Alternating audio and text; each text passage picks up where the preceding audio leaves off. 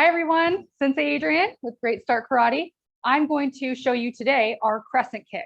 And I know all of you really enjoy this kick. It's one of my favorite kicks. It's fun to do, but I want to make sure you're doing it correctly. So for our crescent kick, my guards are up. We don't drop our hands. I raise my knee just like a front kick, but instead of taking my foot straight out, it goes into it like a crescent moon. So I'm going to raise my leg and my foot, I'm doing slow motion, my foot is doing a half a circle, and then I can put it down.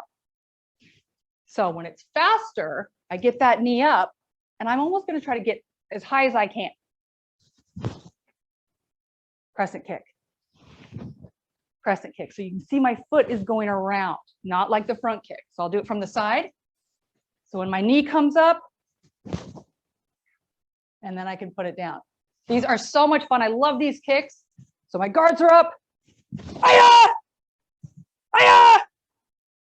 Practice, practice. Your foot is going like this.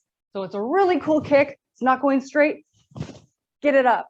Get that knee up, and then your foot can come around.